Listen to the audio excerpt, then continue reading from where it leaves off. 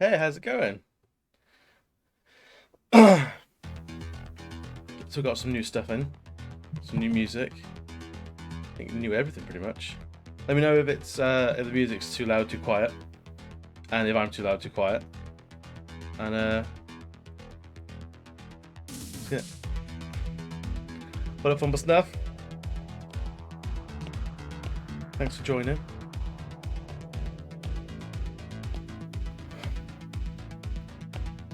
Drawing something that I've been meaning to do for a long time. So Ali, good to see you as well. How you guys been? It has been a long week, even though it's only Wednesday.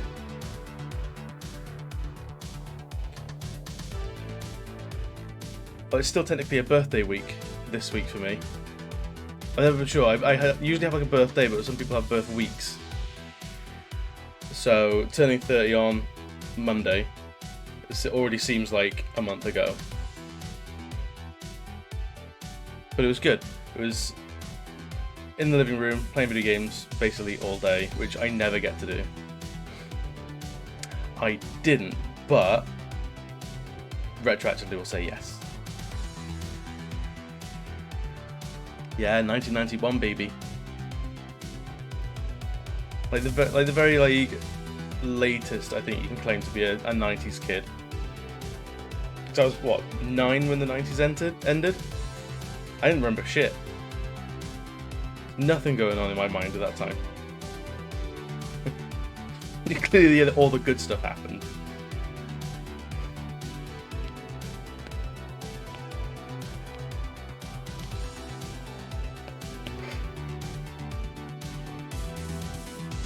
So let's crack on with this. I've already wasted like 2 songs chatting and not drawing anything. A little loud. Cool, we'll turn that down. How about now? We've turned me up a little bit, so hopefully that balances it all out. So I spent a lot of the weekend fiddling with basically every control I could find on this. So new camera, new headphones, new artwork. Hopefully it looks a lot better. Awesome. So I'm not sure where to start with this guy. Thank you, man. Again, I feel like there's a lot of pressure on me as an artist to have a stream that looks good. I can't make me look good. How am I going to make anything look good?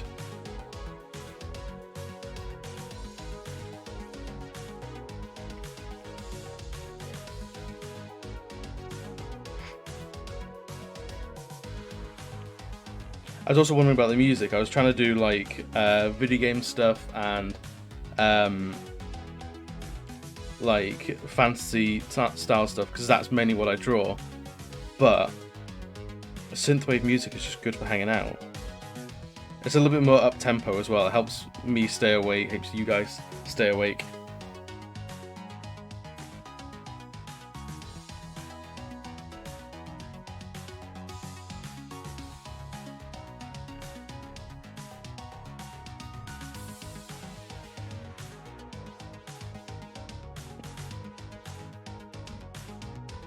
Like it probably gets you through lockdown.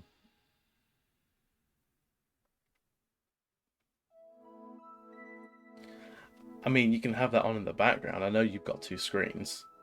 If you don't, like, if they're not both on at the moment, I don't know what you're doing. If you're trying to save power or anything like that.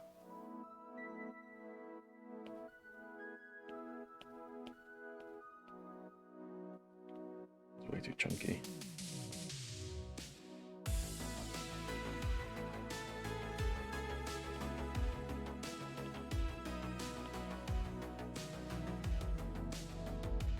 So I'm still waiting on any news of the PS5 version of Cyberpunk. Because I know that my PC is not going to run it in the way that it's intended. And the PS4 version, I've just not heard the greatest things about. But I want to go on a roller coaster with Keanu Reeves with robot arms. It's like all I've ever wanted in video games.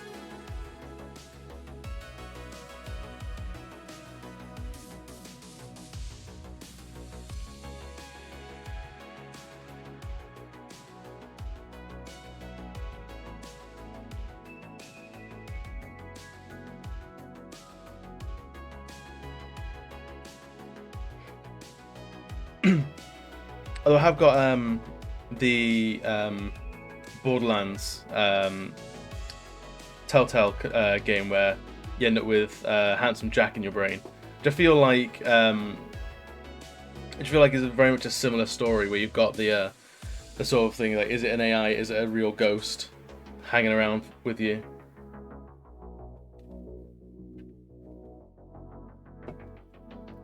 I feel like that might have to scratch the itch in terms of story there.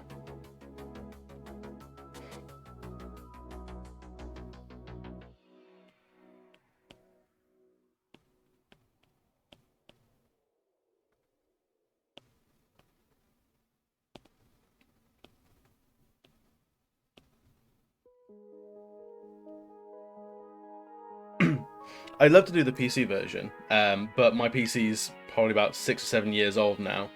So for a game that's sort of bleeding edge like that, I wouldn't want to chance it. Because I know it would end up way more expensive. I get the game, which is brilliant, and then I realise the computer's not quite up to it, in which case then I need to buy a new PC and upgrade all that stuff, which means, am I paying a lot of money just for Cyberpunk? In theory, I'd play other things as well.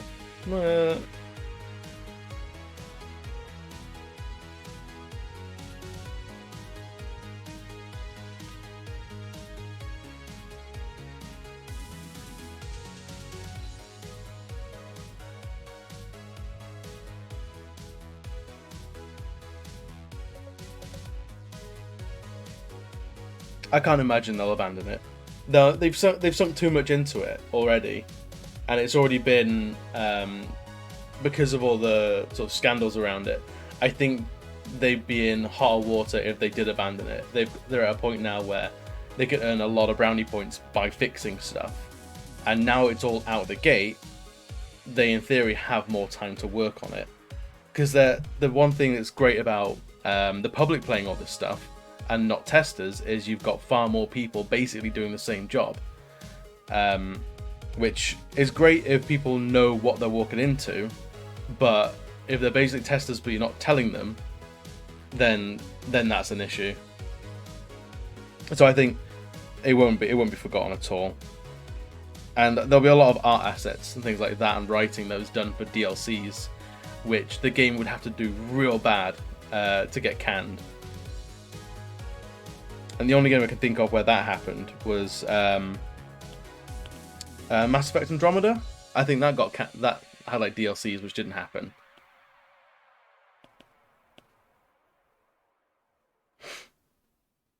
Yeah, I think we'll expect more like Witcher style DLCs, like some big new areas, and like a Night City housing project or something like that. So it's a brand new bit of map.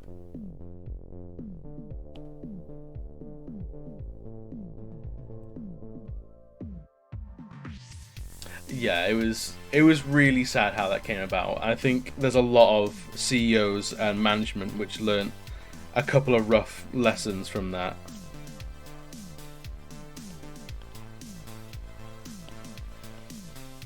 Still, I think when the Mass Effect trilogy gets remastered and that comes out, I think I'm gonna have to like do it all in a massive like just orgy of space exploration and adventure.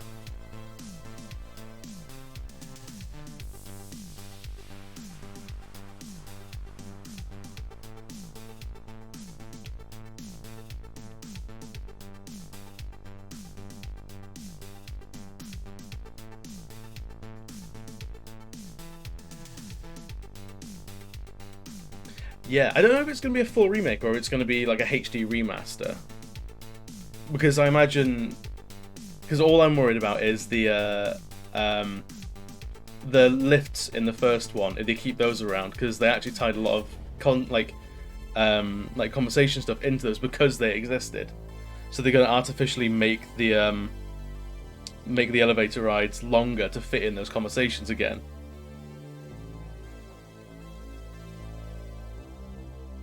I actually can't remember. I can, however, Google it.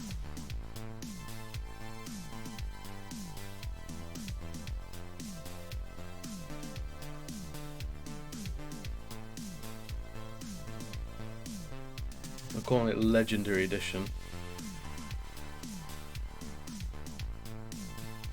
There's a few places calling it Remastered, but it doesn't seem to be used too much.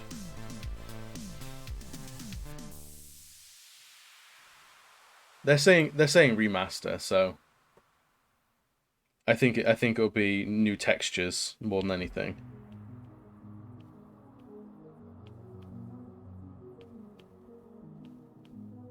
But to be honest, I think those games didn't look very bad, and if anything, they can go with a little bit more of a stylized look to it to save it from like low texture issues or like low poly models.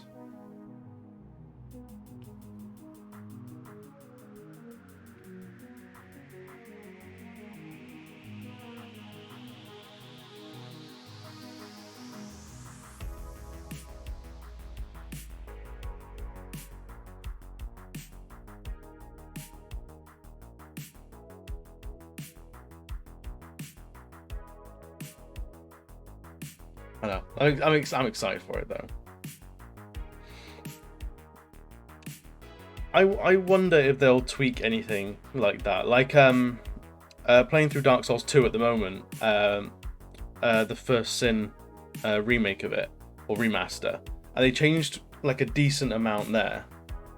It's like they bundled all the DLCs into it and integrated it a little bit more. A couple of like items got rejigged. And like locations of things got changed a little bit.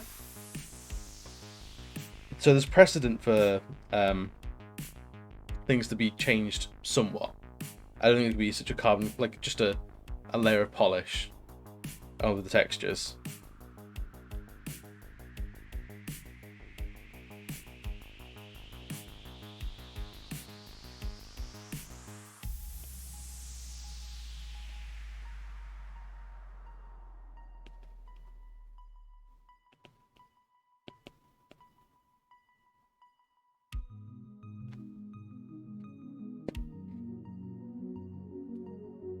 Yeah, I've heard some of that. Like, I've been reading a couple of wikis because that's how you play those games.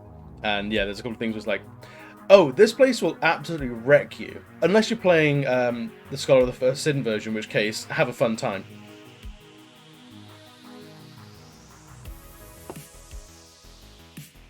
I think I'm definitely learning to appreciate that game a lot more now. It was rough going from Dark Souls 1, which is very almost clinical in the way it plays. Like you know if something worked or it didn't. Whereas Dark Souls 2 seems a little bit more I don't say mushy, but there's some weird bits where you're not quite sure if something worked or not. Like you're not sure if like an attack connected properly, or you swear you rolled through that attack but it didn't quite work the way it did last time. Replicating things is more difficult, but I think I'm at a point now where I can actually figure things out. So my pen, there we go. My Apple Pen just disconnected from the iPad, so I had a small heart attack that I just run out of battery on the Apple Pen, and that meant like, stream's over, see you guys. But no, we're alright, it's okay.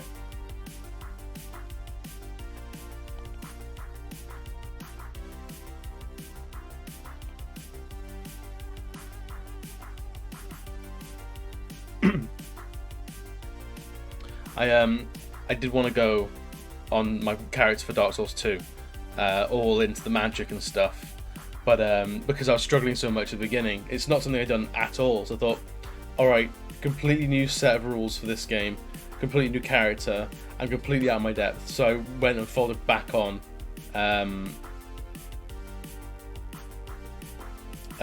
went back onto like normal sword and board.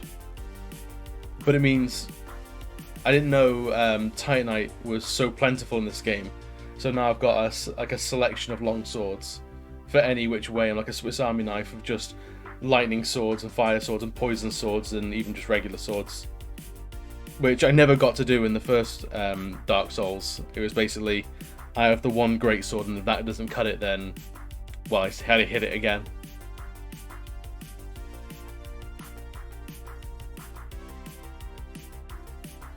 Yeah, I think I should make a technical difficulties screen.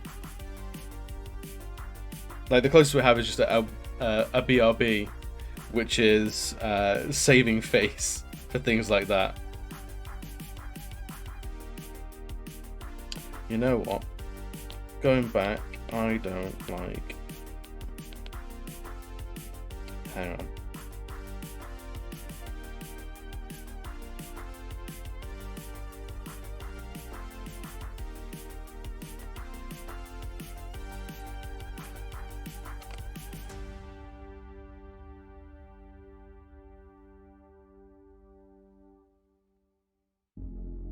So it doesn't always tell me what the actual battery life on this is now.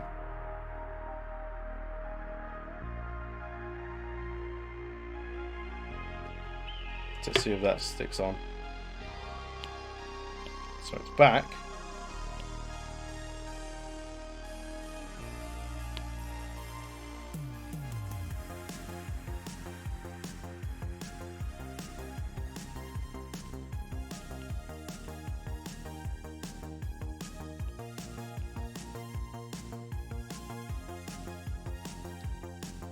See, I'm hoping it's not just my pen dying, because that is a stream ender if I can't use my my pen.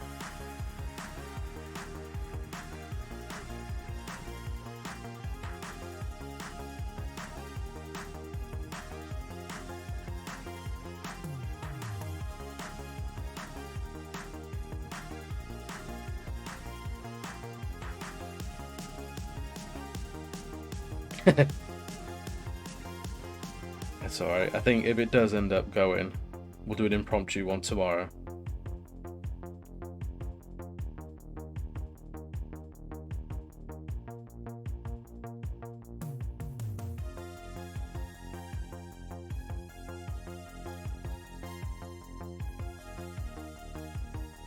Give it all night to sleep.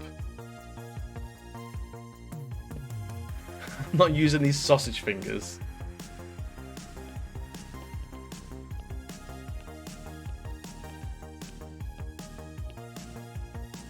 No, I'd have to reconfigure a lot of Procreate if I wanted to start using my fingers again.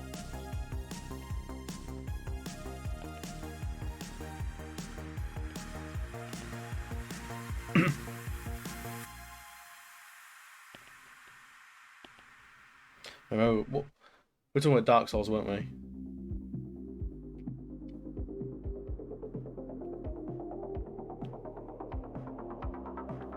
There's definitely a lot of cool imagery that's inspired me a lot with Dark Souls.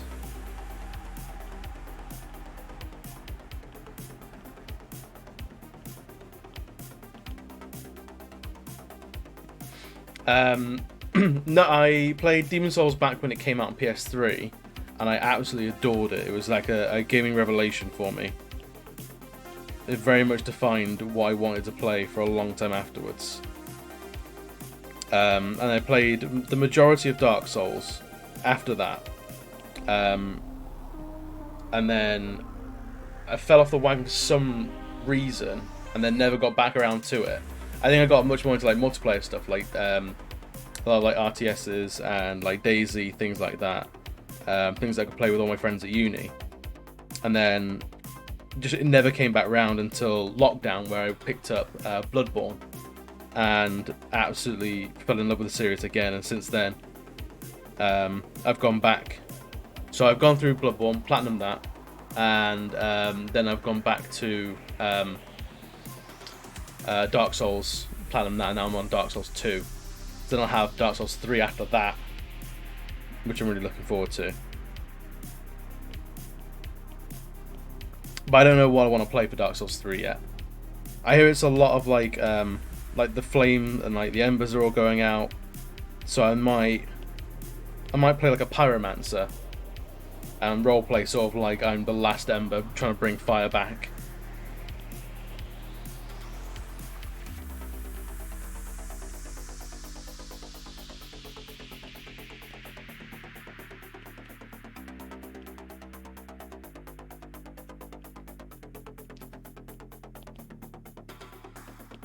And then I'll have Sekiro and then Neo, and just then spread out into all the other Soulsborne style games.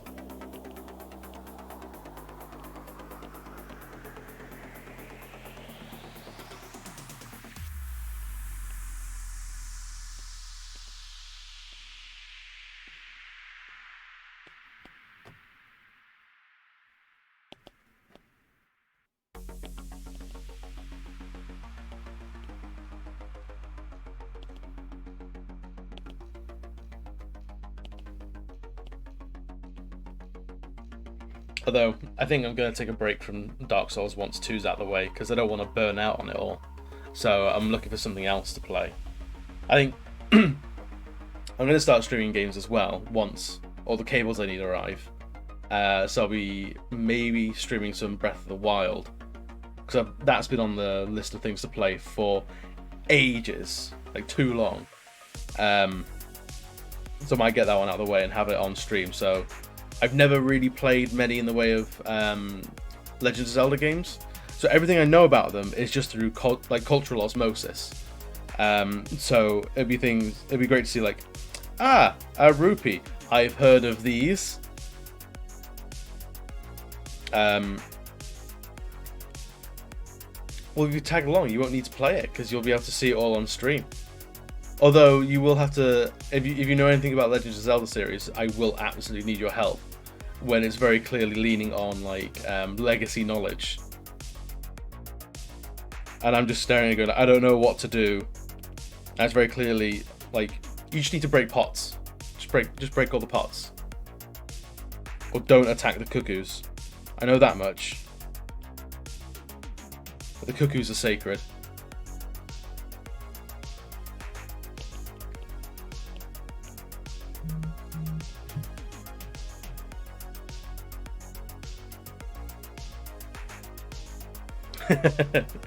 I have heard that Zelda is not the guy in the Green Duds.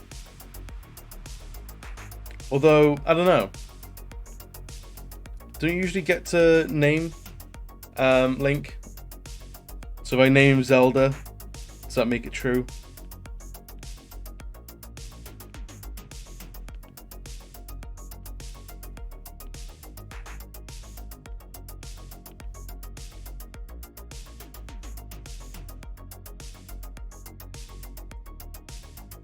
I was the same. My first console was a PlayStation 1, and then because I had the memory cards, I had the controllers, I had the games, I was sort of locked into the console that way, or in the series of consoles with the PS2. And then by the time I actually got into PC gaming, like I already had a PS3, I had tons of games on that, and it was just a legacy thing that I've never sort of walked away from it. I had like Game Boys and stuff in the past as well, but they always ended up becoming Pokemon machines. I get like a Game Boy and I get Pokemon Yellow for it, and then just never buy another game because like 8-year-old Adam only has attention span for one game at a time in any given situation, and I need to get all the fucking Pokemon. So that kept me busy for a long time.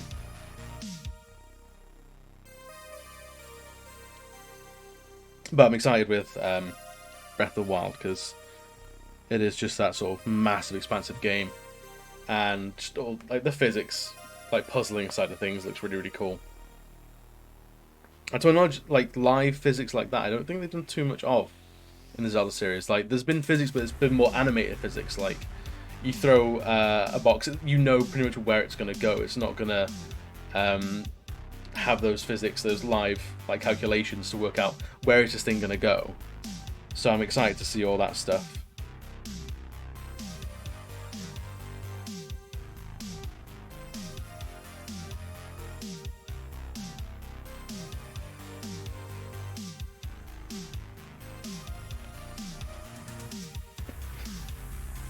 So yeah, I'm excited to get on that the next like week or so.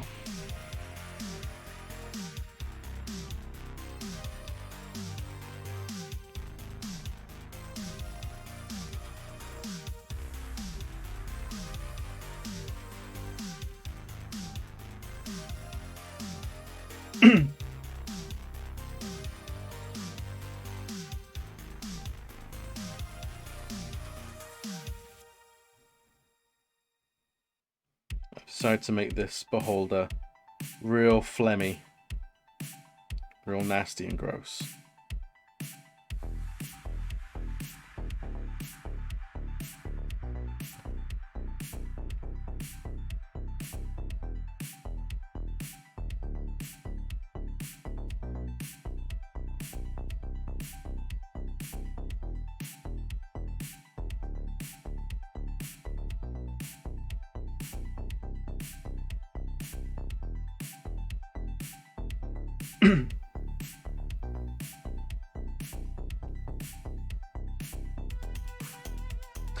I was tempted to do Dark Souls as a stream as well, but I'm not very good at those games. It'll be like 3 hours of me slamming my head against one boss, and then nothing much happens. And it's, well, thanks for staying with us, guys. Nothing got done. I feel like with Legend of Zelda, at the very least, it'll be easy to achieve something on stream. So even if there's not a huge amount of stuff done, we can at least look back at the corridor that we managed to traverse and go, cool, we did that today. Let's see what we can do next time.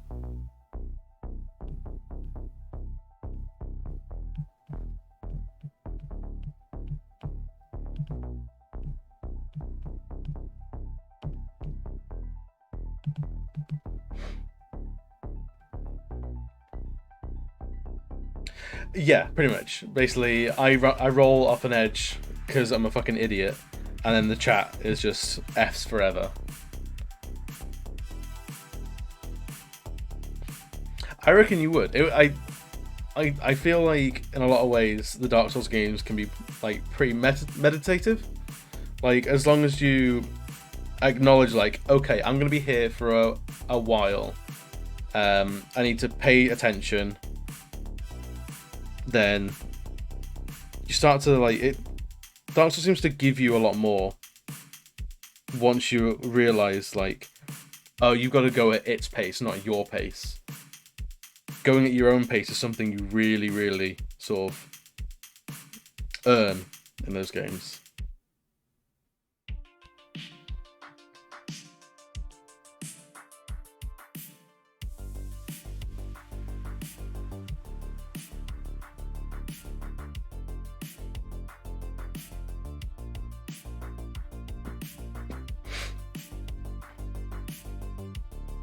But have you tried with the pressures of the internet watching? Because that might be a really good motivator.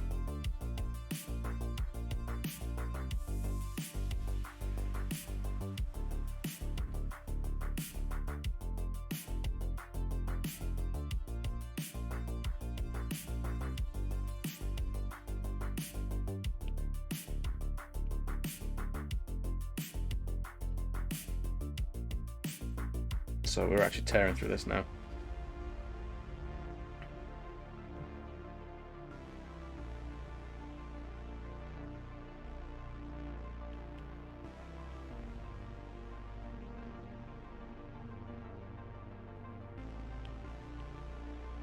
Yeah, absolutely.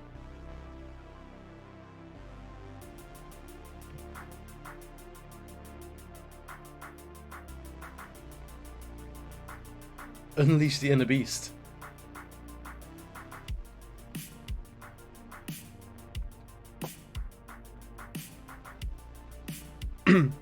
It's honestly the Demon Souls games.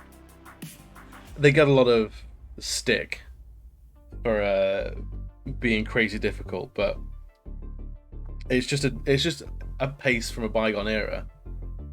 Like any sort of like retro game from the like the NES and the SNES, even like the GameCube sort of era had a lot of it. Is if you didn't pay attention, you weren't going at the game's pace, then it's not going to let you through. Whereas more modern games, they let you go at your own pace and dictate it a little bit more.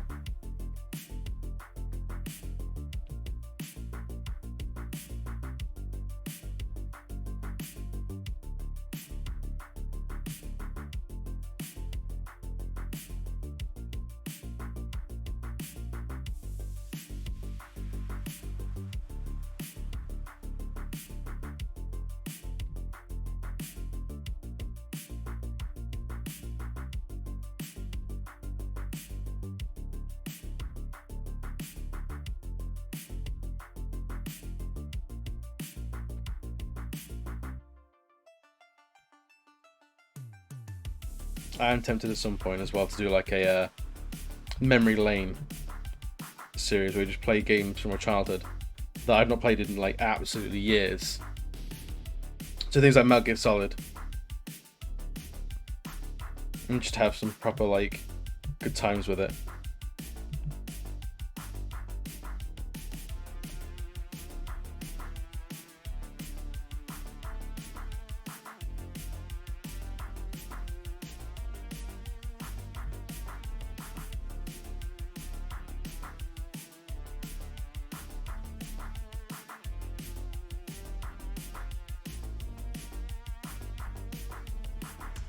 I feel like there's a good market with like streaming and things like that to make available some of the games that other people don't have time to play anymore.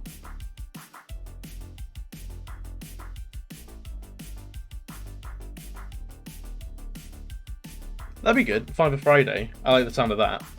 So you pick up some small indie titles that might not get much of a showing otherwise. I can appreciate that. As someone who's made a tiny little indie game before, I can definitely appreciate doing something like you taking the initiative to do that.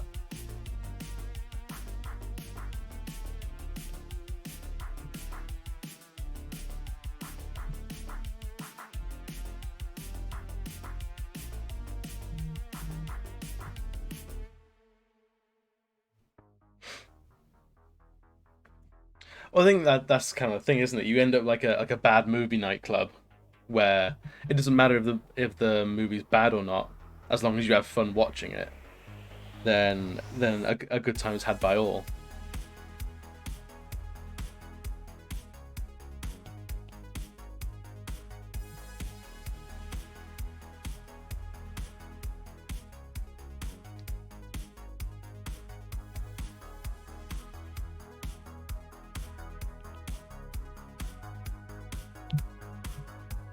No, I like the idea of a Five Friday.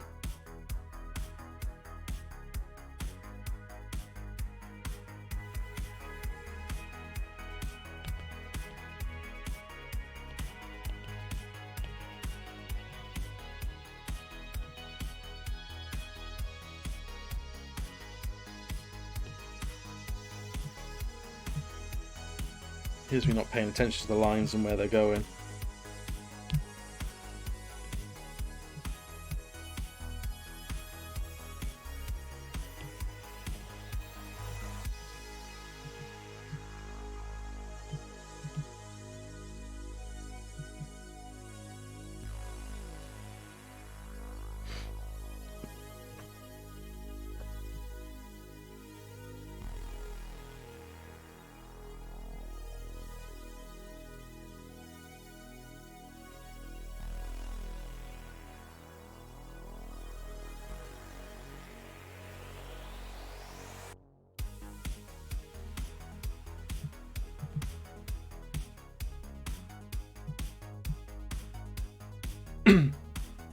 That's what people come for, is the goo. Just want crash zoom the goo. I feel like Beholders are one of those monsters where you can really put in any personality or any sort of traits and it absolutely works. So if you want that sort of fancier beholders that like Xanathar, who runs his own thieves guild. If you want that kind of thing, then by all means go for it. It's absolutely there to run because they want to be worshipped as the perfect being. Or if you want this slabbering mess of a nightmare creature, you can have that as well, because who's going to tell the beholder to stop drooling over everything? You've got a lot of freedom to really create the kind of monster that you want, like regardless of what the stat block may say.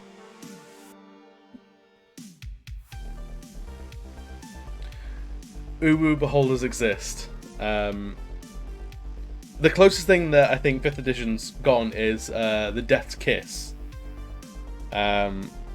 Which, let's see if we can find it.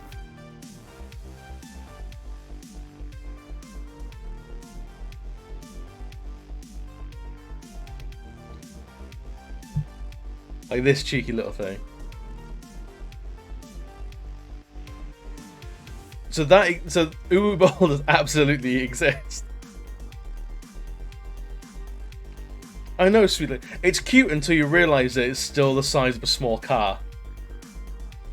And it's got these lamprey mouths on the end of its tentacles to suck blood. So they're like vampiric beholders.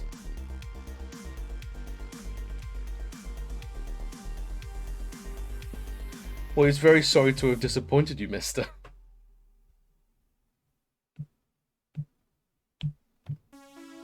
I think it might be dying. My Apple Pen is on its last legs. Oh, there we go.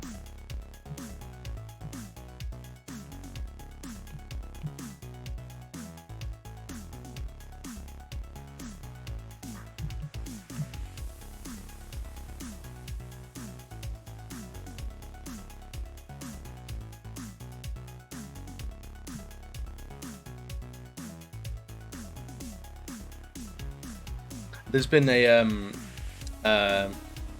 gonna ruin this because if I ever play D&D or DM for anyone that's listening now, I can't do it. But I've been wanting to have a beholder-based quest in a D&D game for a while now, and it's basically, what have you made a good beholder? Because the way beholders, the way they sort of replicate or procreate or anything like that is through their dreams. They manifest their worst nightmare, which is its ultimate enemy and the thing that it hates most. So I want the party to get into contact with a wizard who knows the spell Dream. And Dream can manipulate a creature's memories, or not memories, dreams, obviously. So they manipulate the beholder's dreams to create the ultimate good beholder, and then this fresh new beholder that's only just been born has to be defended against the ancient evil beholder. So you have the party sort of growing its own allies, and I think it'd be really fun to explore how all the neuroses of a beholder, thinking it's the greatest thing in the world, wrapped up in an innately good brain.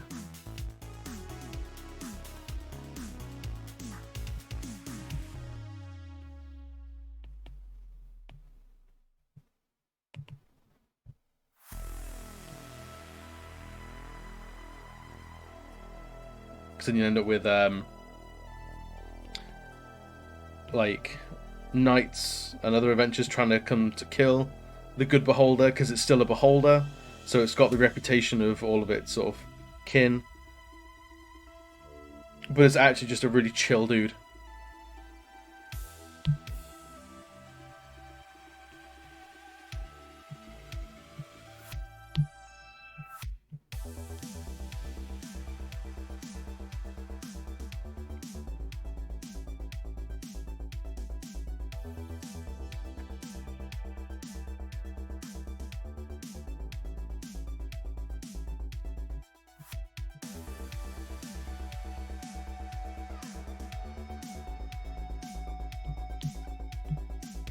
Happy with those there.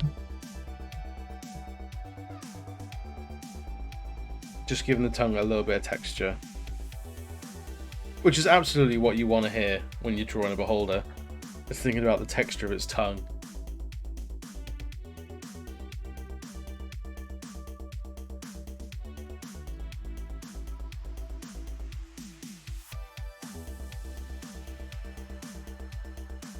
Where do we want to go next?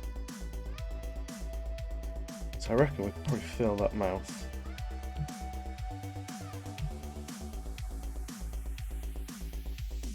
It's starting to take shape.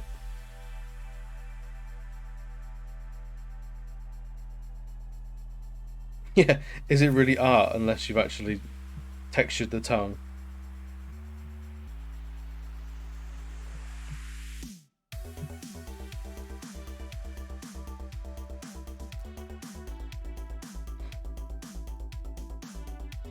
I'm willing to say that it's the best part in that it's a delicacy. If you find a chef that wants to cook with the best ingredients, and they've heard there's no meat more tender than a beholder tongue, then I think you've got a wonderfully gross adventure ahead of you.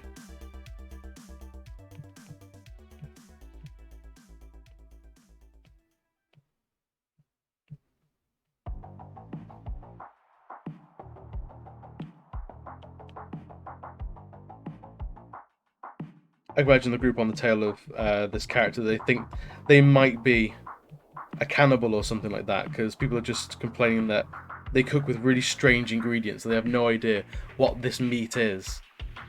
And they're thinking, shit, people are going missing around town, completely unrelated. And they find this chef who is just wanting to cook with anything that he can to get the most unique flavours. One of which is beholder tongues.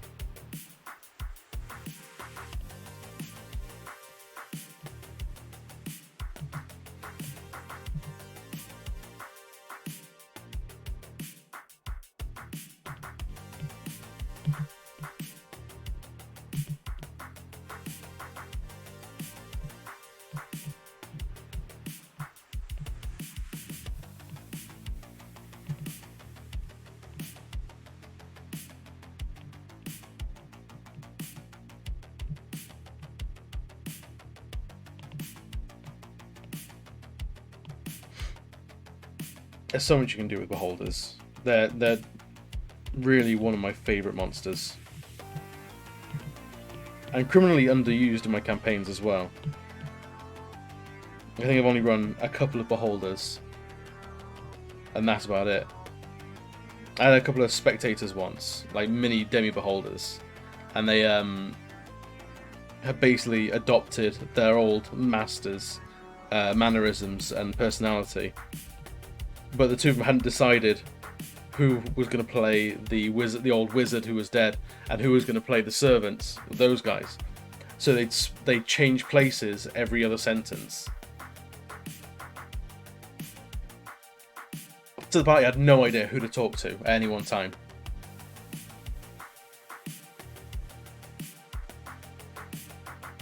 And if they get it wrong, then they're going to be chastised by the current wizard. How dare they speak to the underlings rather than him?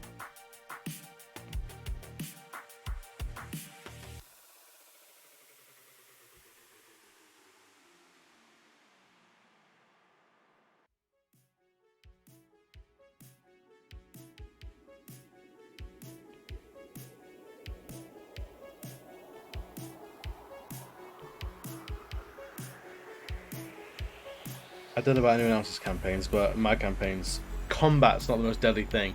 It's fucking idiot NPCs that keep the party on their toes.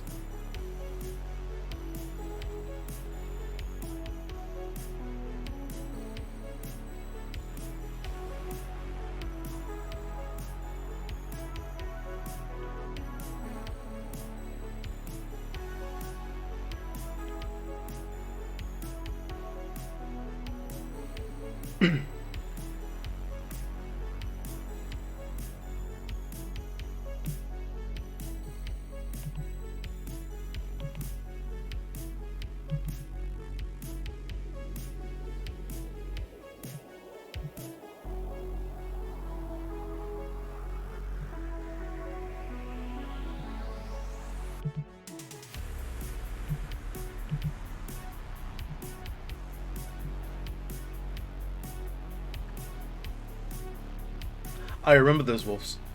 They were awful. I feel like that was a great learning point in your first campaign, Fumble Snuff, of how delicate level 1 characters truly are. Yeah, they have, when half the party's got like 5 hit points, and wolves do a d6 plus like 2 damage, then you're really playing with fire there. It's something I think a lot of people forget as well, is how brutal those first like 2 or 3 levels are. When you get to like level 5 and you're basically playing demigods, and it's proper action hero stuff you're doing, the first couple of levels are, whew, it's don't get. I'm tempted if I run more campaigns in the future, saying don't bother writing a backstory until level 3 or 4, like, because your character might not be here for very long. Don't give me their entire ancestry. Don't give me NPCs and backstories and plot hooks. Like, until level 3, you're just a wizard. You got a fancy book and a fancy robe, and you make things set on fire every now and again. You're just a fighter. You've got some armor and a sword. When you get to level 3, you can then tell the party how that's your father's sword and has been passed down your family for years and years, and how it might be cursed or something like that. But until that point, save everyone the writing.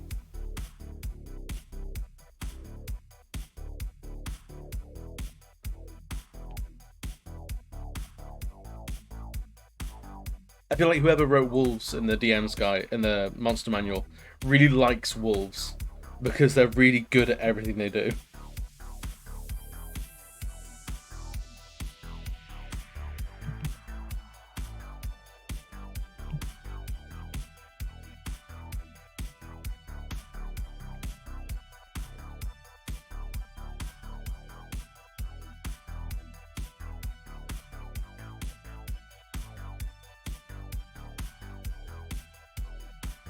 I'll draw this up there.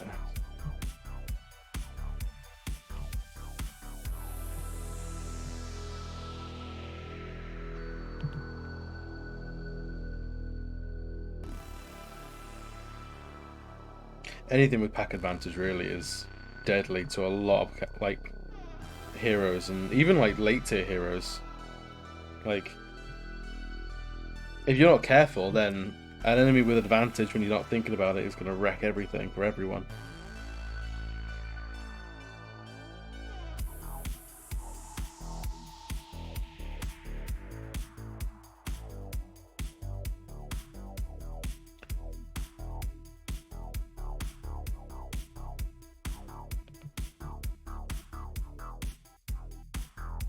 So this is just too skinny at the moment. So the music's all royalty free, so I'm told.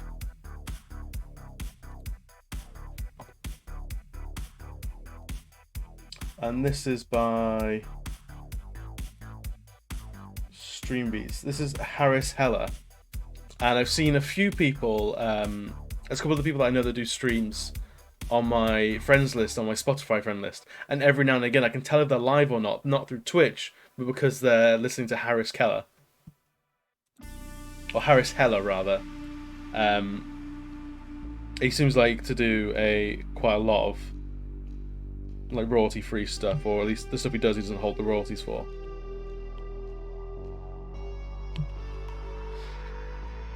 I've been tempted to have a look and see how much it actually costs to pay for music to get on stream. Because I'd love, like, if it just turned out to be not that expensive. Like, no one asked. No one asked what was like if it was possible or how much it would be. So you end up with some massive like pop name to put to your streams, and the only reason that it never happened is because no one asked.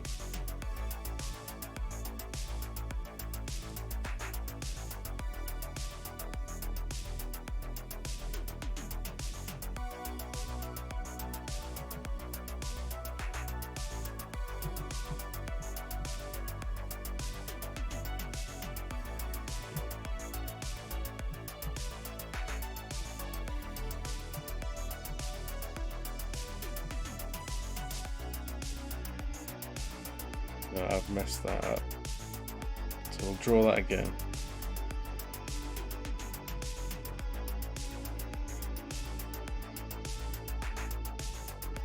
And this is why I like drawing digital. Because if I mess something up, it doesn't matter.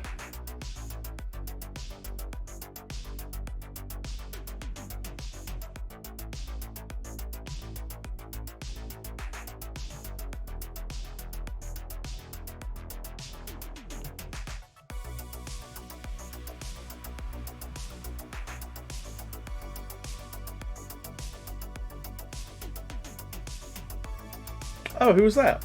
Who made their songs royalty free? Because I have to check them out and see how it all looks, how it all sounds.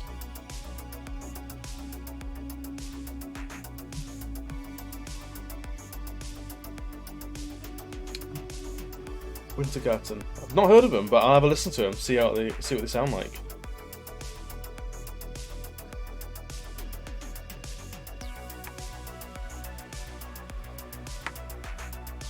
I mean, if that's something that for your stream can help you get like a more unique sound to your streams in the background, then that could be really, really good fun. If it's something that a lot of people wouldn't think to use because they'd assume it was paid for music, but it's actually royalty free.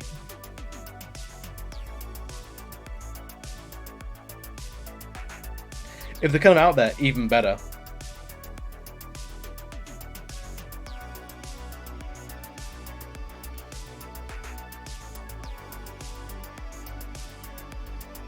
So this tentacle here, I'm not quite sure I like its placement now that I get more into it.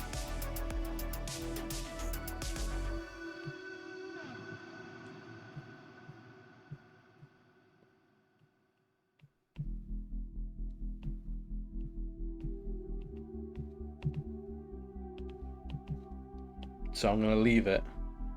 I'm going to go into something else.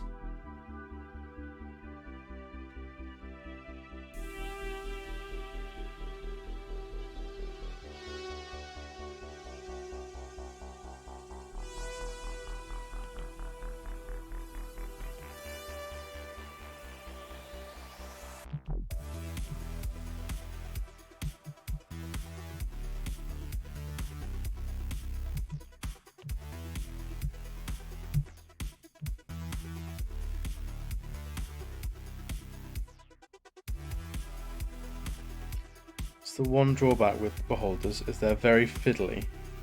There's a lot of little moving parts to them.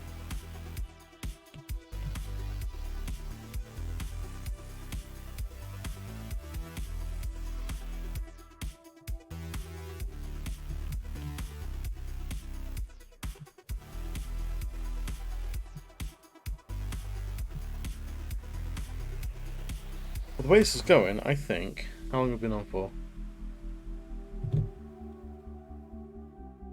Like just short of an hour. I reckon we can probably get all the inks done for this tonight. Which would be sweet.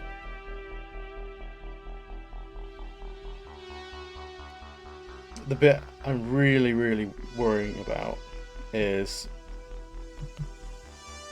what colour we're going to do this beholder. Because again, because beholders can be anything you want, they can be any colour you want. Which is like a blessing and a curse. I think I'm going to add.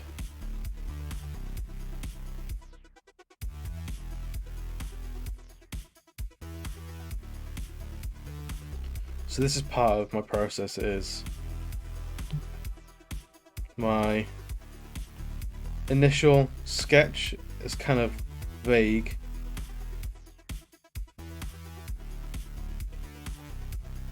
But it allows me to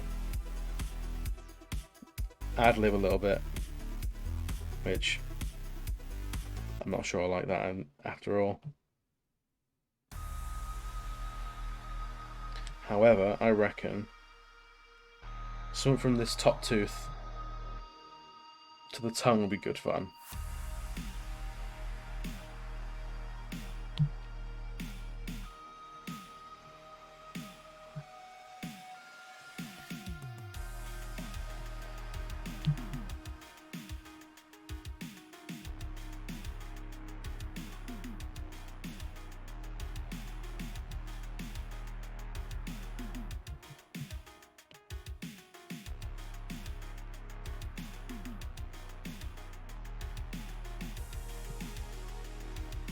Yeah, so it connects the teeth to the tongue a little bit more. Helps keep a little bit of... helps place how far things are out in the actual creature itself. So you know that tooth is pretty much above that bit of the tongue.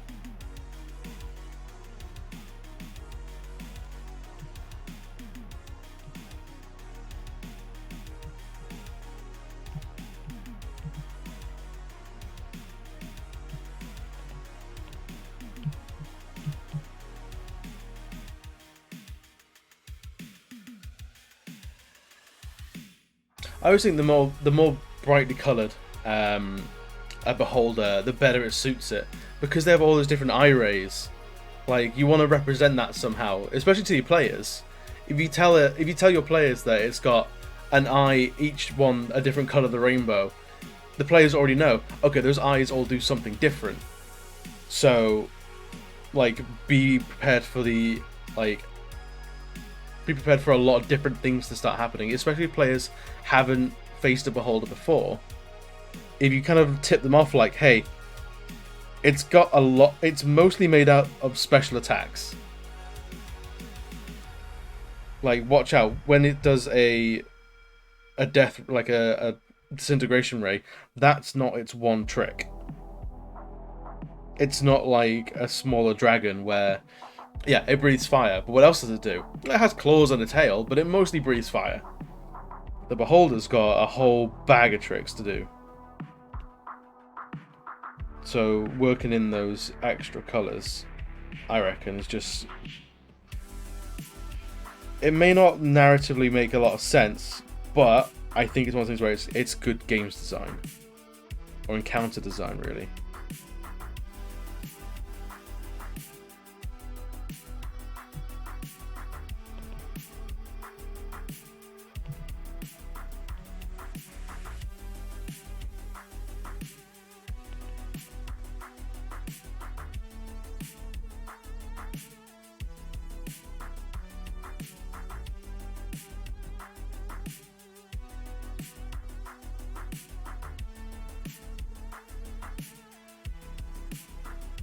I think this little arch here is a little bit too dramatic.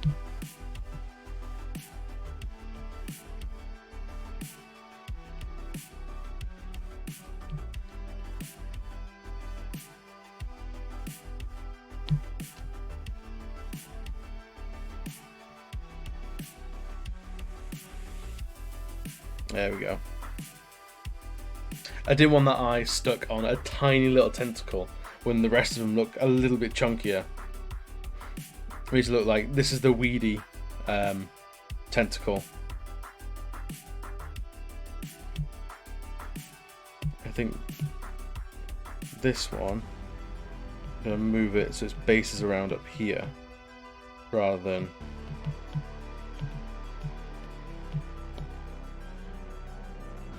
closer down that way. Maybe even further up than that, along here. That'll be the sort of socket.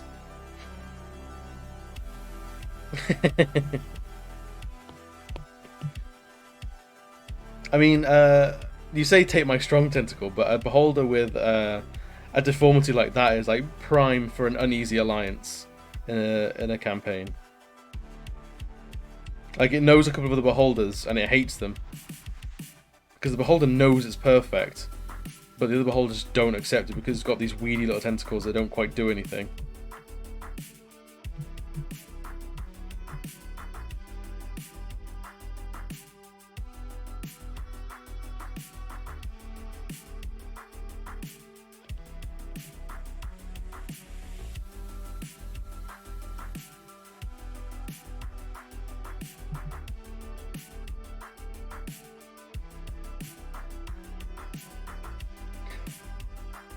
If you want to give your players a hard time, build sympathy for the bad guys.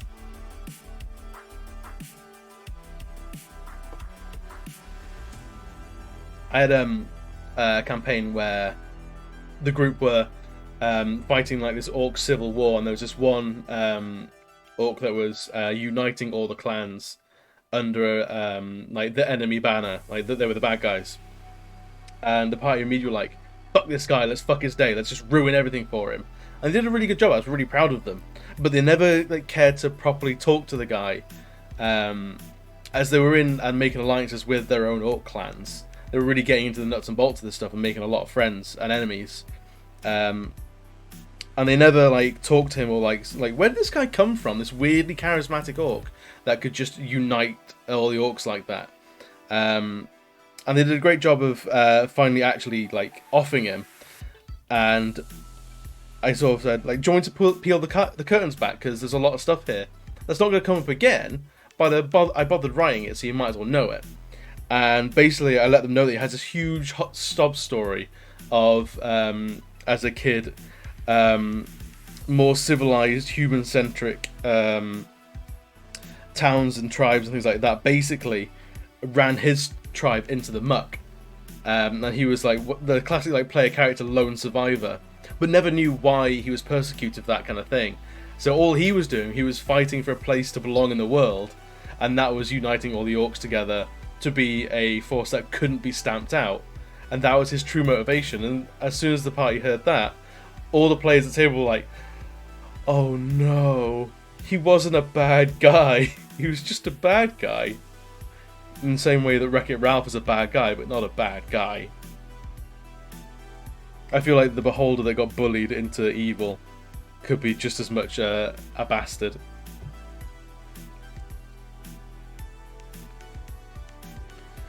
So you put anything small in front of the party, and they're going to try and adopt it. That's like... I wonder if that's a...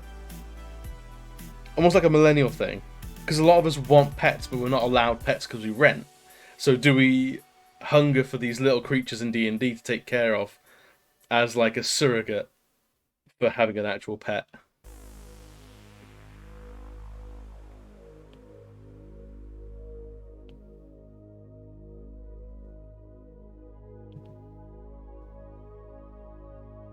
Of course the goblins weren't keen on being pets, but once they had like a proper hot meal and a bath, they'll come round. Yeah. In my campaign, I recently added a player who's playing a goblin, and almost immediately a papoose was made, and the goblin was thrown in it because they were trying to like wingsuit glide off a massive cathedral. So it might just be goblins and papooses go really well together, and now like in modern D&D you can't have one without the other. Like, is the goblin tired? Put it in a papoose.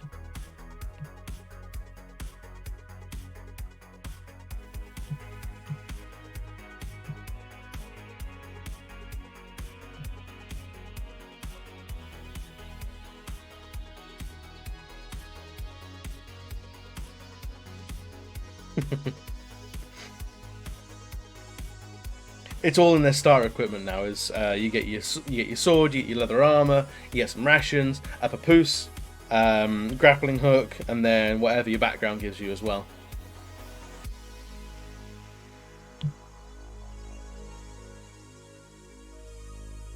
I think we're at a point now where we can get rid of the sketch layers underneath, and we're now just working on the actual beholder itself.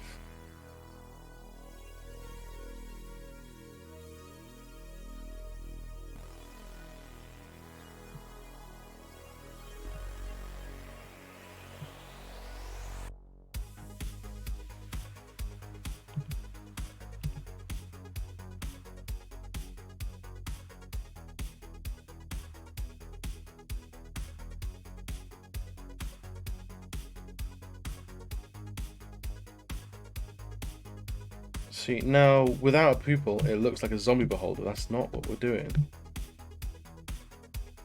I'm not sure what kind of eye to give this beholder.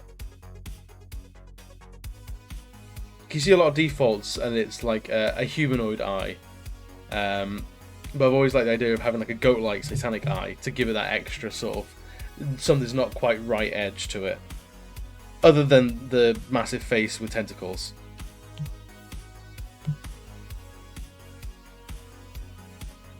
So I'm not sure. I might have a quick Google of eyes. Fisheye. Let's have a look at fish eyes. The fish eyes just look a little bit like... Okay, where it's just, there's no coloured ring, it's just pupil and... like... I think fisheye can... Ivan Needle. No, you gotta introduce that yourself as a player. So let's do something...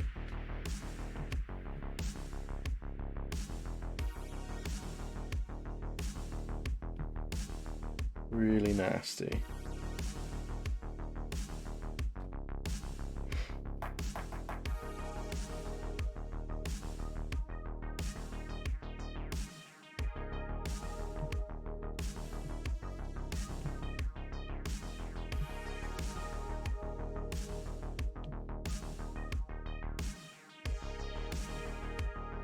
Something really like this. At an emotional level, this makes you feel like this isn't okay.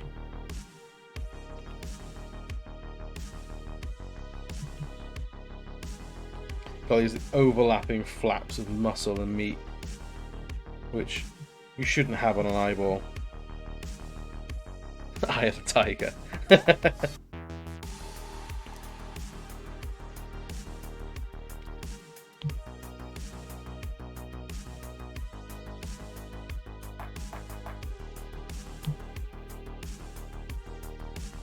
And then, see if you just almost have like another muscle around them, another lid,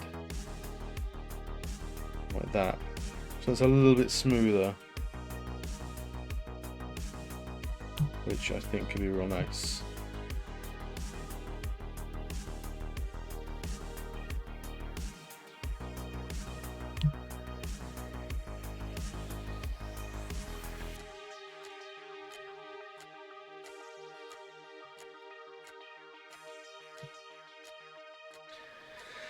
It took all of my strength to not name this stream Beauties in the Eye of the Beholder. And we got over an hour in before someone else made the joke. I feel like we did really good there. We held off.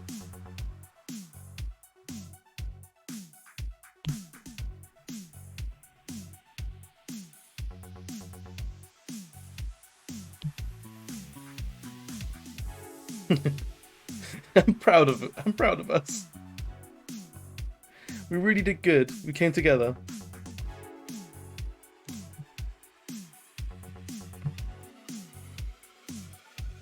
I think my pen is dying a little bit.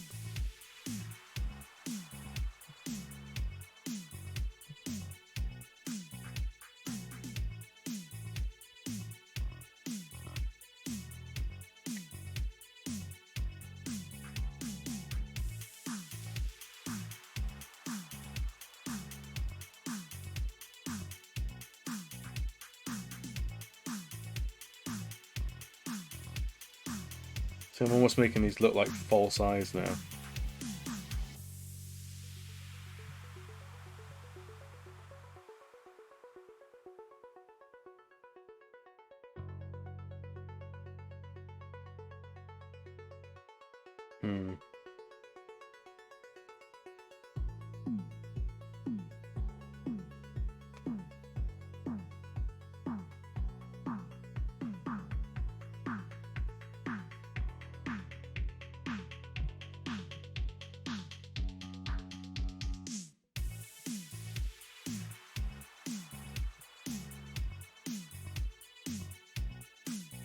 Yeah, happy with that one.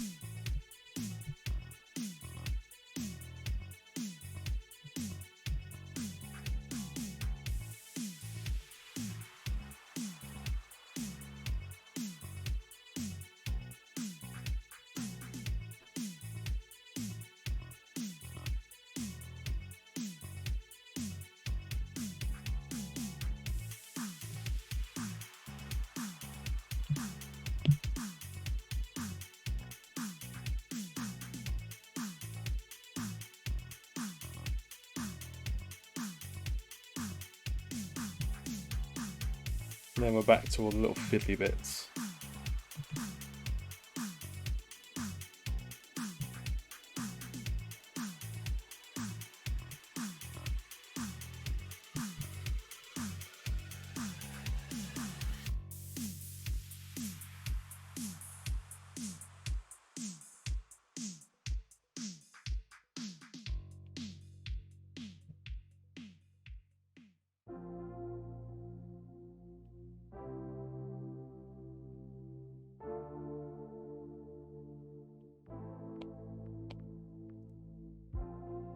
So then, before shading, what I usually do is I give it a big old bold outline because it really makes it jump off the page.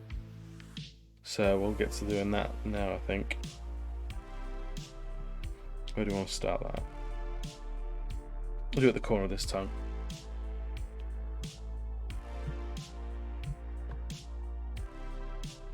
Yeah, my pen's definitely dying.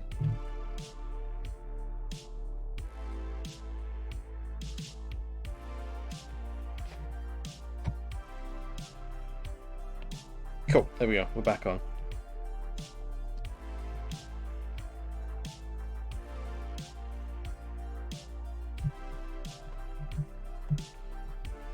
This is where it gets confusing because I'm going to go upside down a bunch.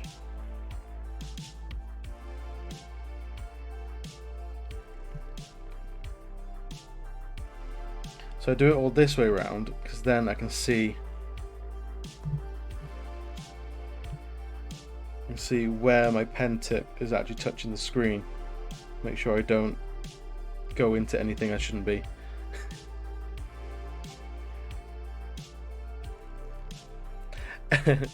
Pen is definitely MVP of the night.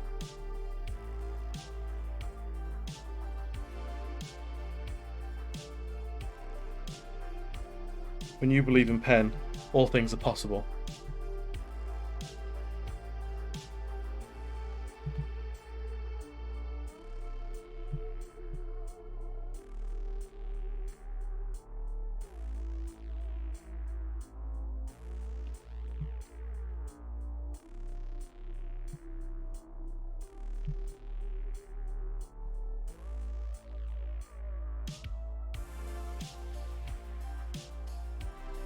I think once this outline's done, it'll be time to put pen to bed. It's had a day, it's all tuckered out.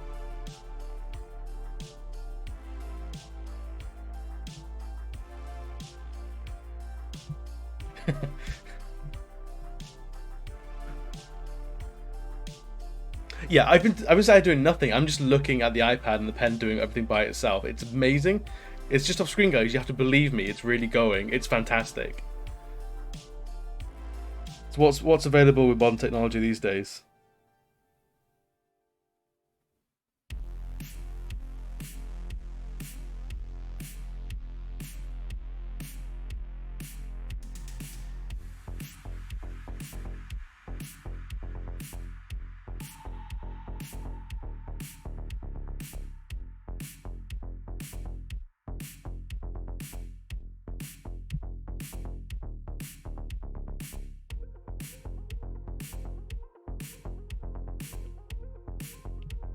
Basically have to draw all these tentacles again via the outline.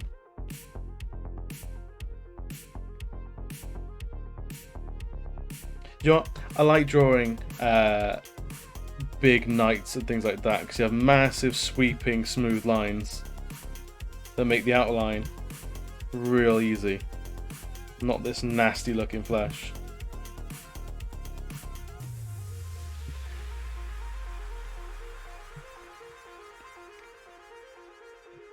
I mean, I don't blame you for coming here just for pen. Pen's got so much personality and so much to say. Pen's just such a natural leader. But I'd vote for Pen. 4 years. 4 whole years.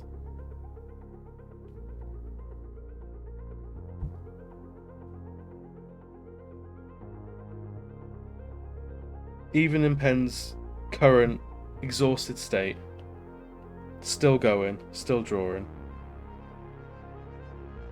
Because that's what you get when you believe in pen.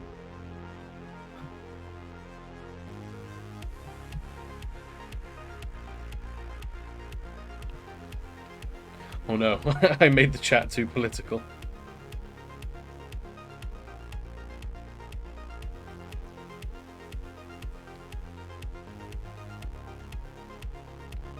Come on, pen, you can do it. We're almost halfway. Probably. I haven't zoomed out yet, so I don't know how much more we've got left to do.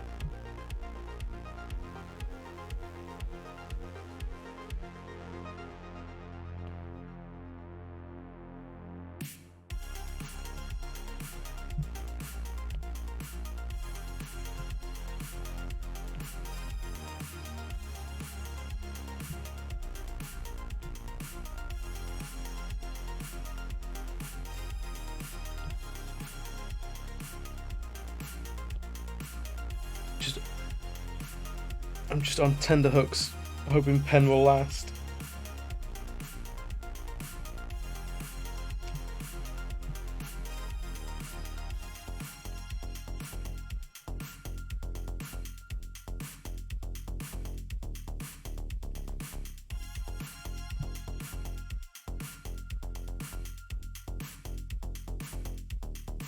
Almost there.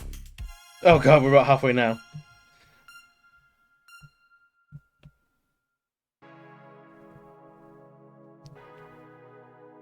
Come on, pen, we can do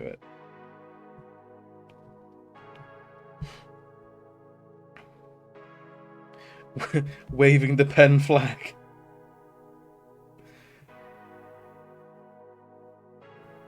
I feel like there's going to be some Final Fantasy like fanfare music once we finish this.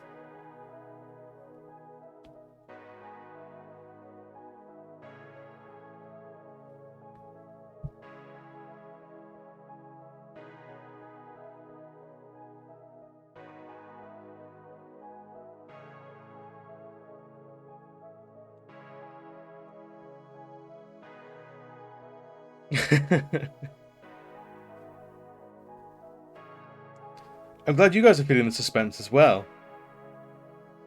If pen doesn't last, then the outline doesn't get finished. That shit will not abide.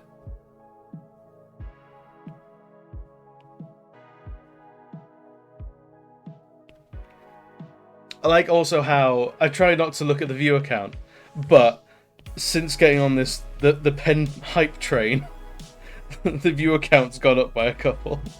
People are tuning in for pen.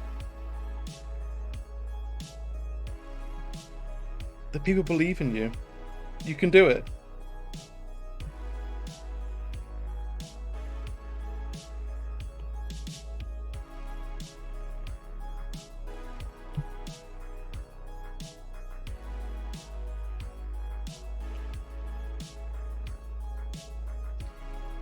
I just can't wait to tell people, like, yeah, I started a Twitch channel. Oh, what'd you stream? Oh, I don't stream anything. It's my pen. My pen is the real streamer.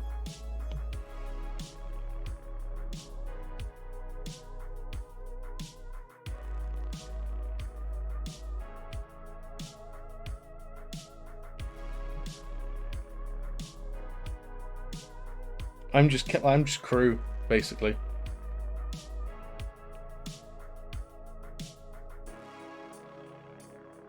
You know, in like famous duos where you kind of know there's one talented one, and the other one's kind of got there just through happy circumstance.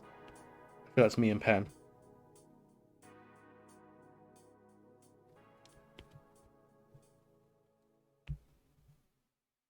Which I'm okay with.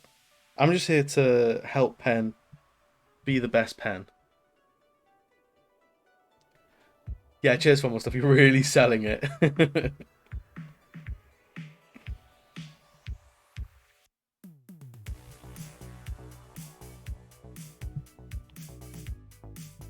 It's alright, I know. I'm the Garth to Pen's Wayne.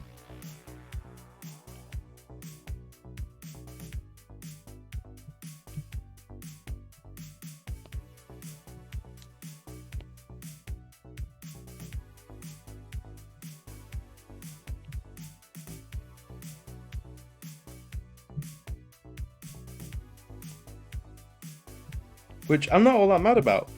Garth gets to chill out, play some sick drum beats every now and again. I'm down for that. Seems like the good life.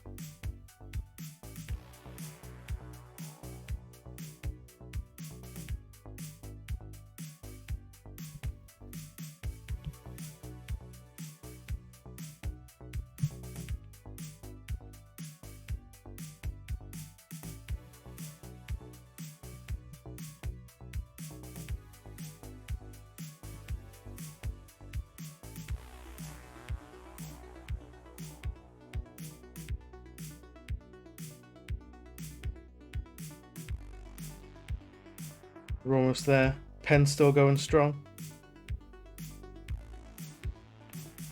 There we go. Look at that. Now it pops.